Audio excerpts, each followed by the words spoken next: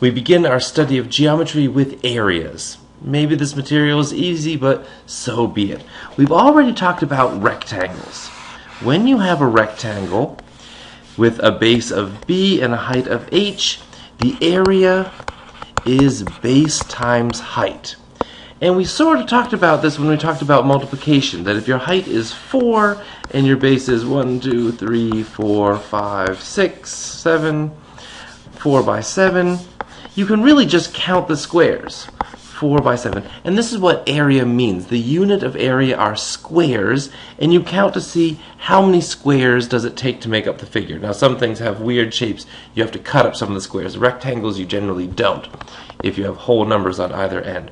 So that's the formula for a rectangle. And there's a special case for squares. They're not that special. They're pretty much the same. But if you have a square that's like 5 by 5, the area follows the same formula. It's 5 times 5, or 25. This is so popular. The ancient Babylonians were so crazy about squares that they came up with a new word for this. This is called squaring a number. 5 squared is 25. To square a number is to multiply it by itself. Woohoo! Okay, next up, the next most logical shape to talk about is the parallelogram. Now, a parallelogram consists of two sides that are parallel. Parallel lines are lines that run in the same direction.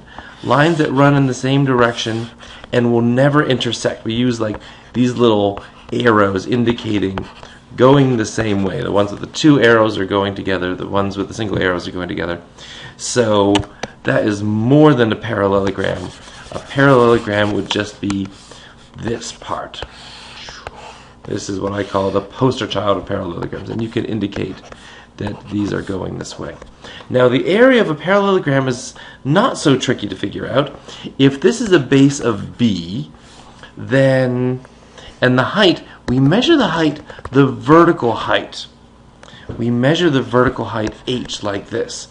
The cool thing that what we can do is we can take this parallelogram and we can cut off one end, chop, chop, chop, chop, chop, chop, and take this chunk and move it around to the other side of the parallelogram. And what we will end up with is something with the same area, but it's now a right angle on one side because we had cut along that h. And this red part will fit in just perfectly because this slant on the red line and this slant, because they're parallel lines, they're going in the same direction.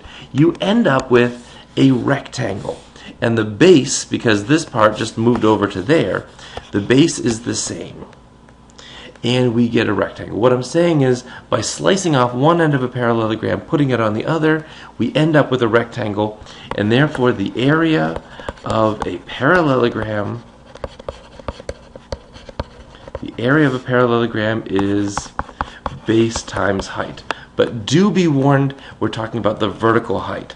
If I told you that the base of this parallelogram was 10 and the slant height along that way was 7, you wouldn't know if you were talking about that parallelogram or this one with a slant of 10, with a base of 10, and this slant of 7.